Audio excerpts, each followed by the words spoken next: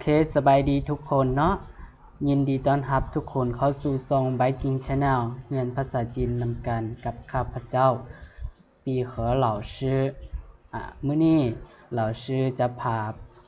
ทุกคนไปเรียนภาษาจีนเกี่ยวกับคำศัพท์และก็บทสนทนาพร้อมเนาะก็คือมีน้องคนนึง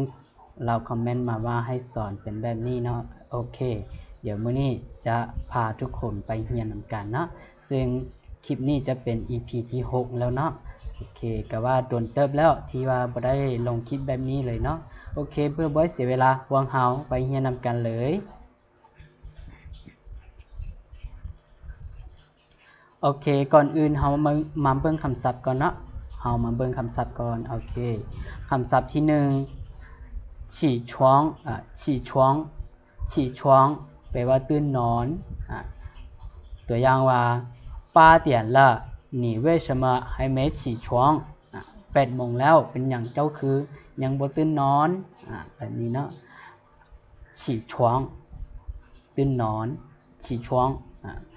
ต่อมาคำศัพท์ที่2早饭早饭แปลว่าข้าวเช้า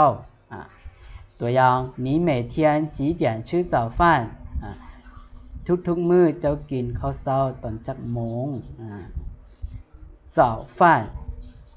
ข้าวเช้าคำศัพท์ที่3เมี่ยนเปาเมี่ยนเปาข้าวจีตัวอย่างว่า我想买一个面包ข้อยอยากซื้อข้าวจี1ก้อนแบบนี้เนาะต่อมาคำที่4จี้ต้านจี้ต้านจี้ต้านแปลว่าไข่ไก่我今天吃了2个鸡蛋มื้อนี้ข้อยกินไข่ไก่2หน่อยจี้ต้านไข่ไก่ต่อมาคำที่5นิ้วหน่ายนิ้วหน่ายนิ้วหน่ายนิ้วหน่ายแปลว่านมนม比如说我今天没有吃饭只喝了牛奶มื้อนี้ข้อยบ่ได้กินข้าวดื่มเพียงนมดื่มเพียงแต่นมนิ้วหน่ายนมต่อมาคำศัพท์ที่6พิงกัวพิงกัวพิงกัวแปลว่ามักแอปเปิ้ลมักแอปเปิ้ลตัวอย่าง这个苹果多少钱这个苹果多少钱แอปเปิ้ลอันนี้ราคาเท่าใดหรือว่าแอปเปิ้ลน้อยนี่ราคาเท่าใดแบบนี้พิงกัวมักแอปเปิ้ลต่อมาคำศัพท์ที่7学校学校学校แปลว่าโรงเรียน你几点去学校จักโมงเจ้าไปโรงเรียน学校โรงเรียนต่อมาคำศัพท์ที่8一起一起แปลว่านำกันหรือว่าพร้อมกันตัวอย่าง我们一起去图书馆吧พวกเราไปหอสมุดนำกันเถาะหรือว่าพวกเราไปหอสมุดนำกันเลย我们一起去图书馆吧โอเคต่อมาคำศัพท์ที่9走吧走吧แปลว่าไปกันเลยหรือว่าไปกันเถาะภาษาไทยเขาเอิ้นว่าไปกันเถอะไปกันเถอะแต่บ่ฮู้ว่าภาษาลาวไปกันเถาะมันจะถูกหรือบ่ถ้าว่าผิดบ่ใดก็น้องใดที่เป็นคนลาวนะก็อย่าลืมคอมเมนต์มาบอกได้เด้อเพื่อจะได้แก้ไขเนาะให้มันถูกต้องตามหลักการภาษาลาวเนาะโอเคต่อมาคำศัพท์ที่10我们我们我们แปลว่าพวกเราตัวอย่าง我们是学生พวกเราแม่นนักเรียน我们พวกเราต่อมาคำศัพท์ที่11早上早上แปลว่าตอนเช้าตอนเช้าตัวอย่างว่า你早上吃了什么你早上吃了什么ตอนเช้านี่เจ้ากินอีหยังตอนเช้านี่เจ้ากินหยังแบบนี้早上นี่จะใช้กับ8โมงลงมาเด้อถ้า8โมงขึ้นไปแล้วเขาจะเรียกว่าช่างอู่ตอนเช้าคือกันแต่ว่า早上นี่จะใช้8โมงลงมาโอเคอันนี้จะเป็นคำศัพท์เนาะในบทสนทนาโอเค พวกเราไปเบิ่งบทสนทนาน้ำกันเลยโอเคบทสนทนาผู้หญิงนี่จะว่า早上好ทักทายว่า早上好早上好สบายดีตอนเช้าแล้วก็ผู้ชายผู้นี้ก็จะตอบว่า早上好你几点起床早上好你几点起床สบายดีตอนเช้าเจ้าตื่นนอนจักโมงเจ้าตื่นนอนจักโมง早上好你几点起床แล้วผู้หญิงก็ตอบว่า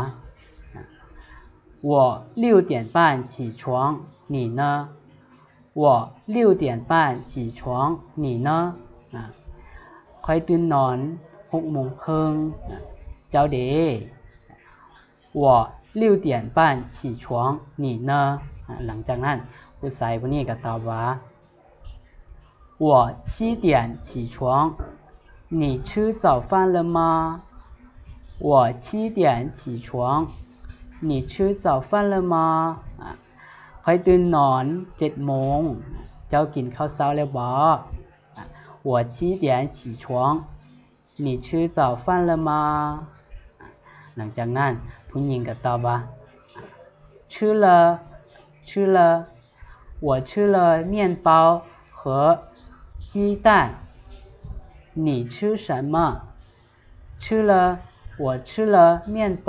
和鸡蛋你吃什么แปลว่ากินแล้วค่อยกินข้าวจีและ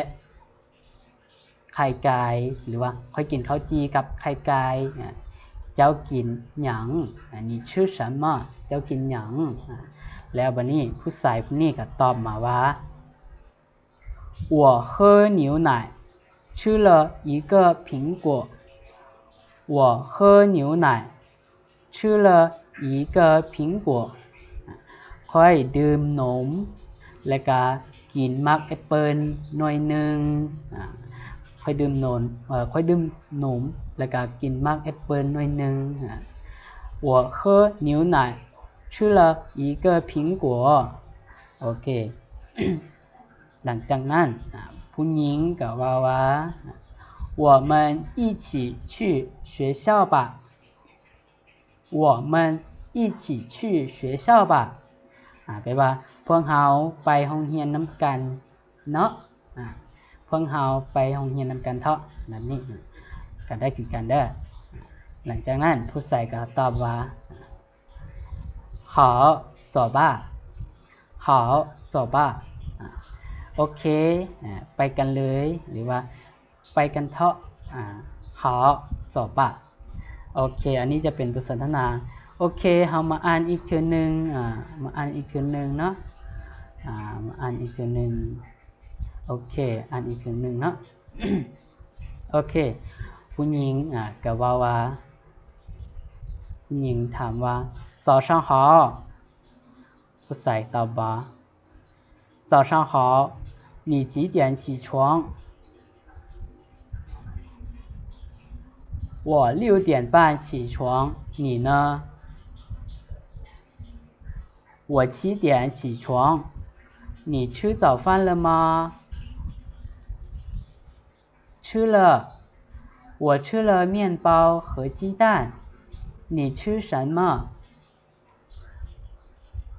我喝牛奶